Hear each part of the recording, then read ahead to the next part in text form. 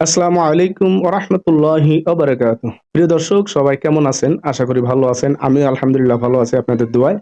তো আবারও আপনাদের আল মামুন খুলনা টিউনসের পক্ষ থেকে সবাইকে শুভেচ্ছা ও স্বাগতম। তো আজকের টপিকটা হলো, এই টপিকটা মনে করেন স্বর্ণের অক্ষরে লেখার মতো একটা টপিক। চাইলে আপনি কথাটা টাইম লাইনে রেখে দিতে পারেন, তাতে করে অবশ্যই আপনি উপকৃত হবেন ইনশাআল্লাহ। একবার শাইখুল হাদিস মুফতি তাকি উসমানীকে জিজ্ঞাসা করা হলো, জীবনের সার কথা কি? তার মানে তাকে জিজ্ঞাসা করা হলো জীবনের সার কথাটা কি। অবশ্যই কথাটা বুঝতে পারছেন। তো উনি উত্তরে 20টা উল্লেখযোগ্য কথা বললেন। 20টি সূক্ষ্ম ও উল্লেখযোগ্য 20টা কথা তিনি বললেন। তার ভিতরে এক নাম্বার যেটা হলো, এক নাম্বার যে কথাটা বলার আগে আর একটু কথা বলতে চাই, সেটা হলো ভিডিওটা শুরু থেকে শেষ পর্যন্ত দেখবেন এবং আল্লাহকে রাজি খুশি করার জন্য ইসলাম প্রচারের স্বার্থে অবশ্যই ভিডিওটা লাইক, কমেন্টস এবং শেয়ার করবেন, যাতে করে আপনার মতো আরো অনেকে যেন বিষয়টা জানতে পারে। ইসলামের এই 20টা উল্লেখযোগ্য বিষয় যেন সবাই জানতে পারে, সেই জন্য অবশ্যই আল্লাহকে ভালোবেসে হলেও আপনি এই ভিডিওটা শেয়ার করবেন, লাইক করবেন, কমেন্টস করবেন এবং যদি কোনো ধরনের মতামত থাকে সেটাও আপনি লিখে দিবেন ইনশাআল্লাহ। তো শুরু করা যাক। আপনার প্রথম যে এক নাম্বার যে বিষয়টা, সেটা হলো সর্বদা আল্লাহর শুকরিয়া আদায় করা। এটা হলো এক নাম্বার। কত সুন্দর একটা কথা, একবার ভেবে দেখেছেন? দ্বিতীয় নাম্বার কথাটা হলো, চেষ্টা করো সারা জীবনে কেউ যেন তোমার অভিযোগ অন্য কারো কাছে না করে, আল্লাহর কাছে কখনোই না। তিন নাম্বার কথাটা হলো, বংশীয় লোকদের সাথে কখনো প্রতিদ্বন্দ্বিতা করো না, ক্ষতি হলেও মেনে নিও, তবে বিরোধিতা করো না। 4 নাম্বার, কোথাও কথা বলো না যে আমি আলেম, আমার সাথে অনুগ্রহ করেন। এটি কখনোই কাম্য নয়। চেষ্টা করো দিনদারি হয়ে চলার। 5 নাম্বার কথাটা হলো, সর্বোত্তম দস্তরখান হলো নিজ ঘরের দস্তরখান, যে রিজিকি পাবে তাই রাজার হালে খাবে। 6 নাম্বার, ওটা শেষ করলাম। 5 নাম্বার, এটা হলো 6 নাম্বার। 6 নাম্বার হলো, আল্লাহ ব্যতীত অন্য কারো থেকে আশা করো না।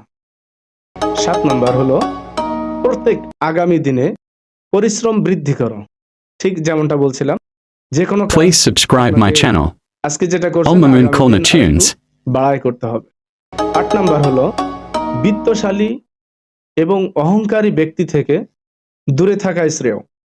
9 নাম্বার, প্রতিদিন সকালে কিছু দান খয়রাত করো, এতে করে সারা দিনের মুসিবত হয়তো কমে যেতে পারে।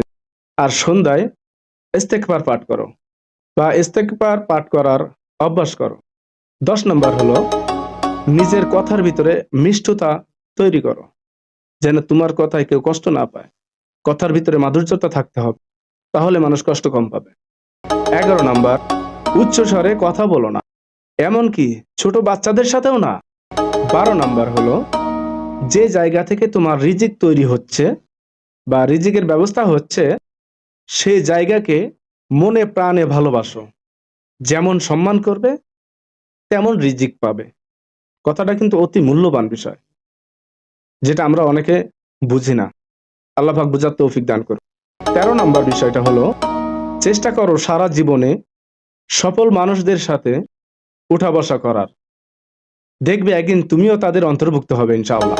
14 নাম্বার, প্রত্যেক সেক্টরে যোগ্য ব্যক্তিদের সম্মান করো, তার সামনে আদবের সাথে আসা উচিত, হোক সে যে কোনো ময়দানের।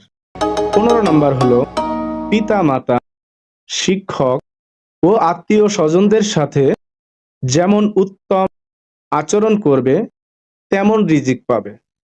16 নাম্বার বিষয়টি হলো, সব কাজে মধ্যপন্থা অবলম্বন করো বা সব কাজে মধ্যপন্থা গ্রহণ করো। 17 নাম্বার হলো, জনসাধারণের সাথে সম্পর্ক রেখো, তাদের থেকে অনেক কিছুই শেখা যায়। 18 নাম্বার, একজনের অভিযোগ অন্যজনের সাথে করো না, অভিযোগকারীকে আমাদের নবী করিম সাল্লাল্লাহু আলাইহি ওয়াসাল্লাম অপছন্দ করতেন। 19 নাম্বার কথা হলো, সব কথা ইতিবাচকভাবে উপস্থাপন করো, এর দ্বারা অনেক সমস্যার সমাধান হবে ইনশাআল্লাহ। 20 নাম্বার, সর্বশেষ নাম্বার, সেটা হলো 20 নাম্বার, যেটা অতি গুরুত্বপূর্ণ একটা বিষয়, বড়দের বৈঠকে চুপ থাকো।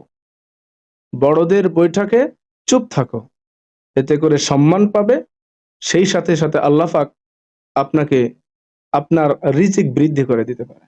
তো বিষয়টা সবাই আমলের নিয়তে নেবেন, এবং অবশ্যই ভিডিওটা ভালো লাগলে একটা লাইক কমেন্ট শেয়ার করতে ভুলবেন না, যাতে করে আমাদের আরো মুসলিম ভাই যারা আছে তাদের কাছে ভিডিওটা পৌঁছে যায়।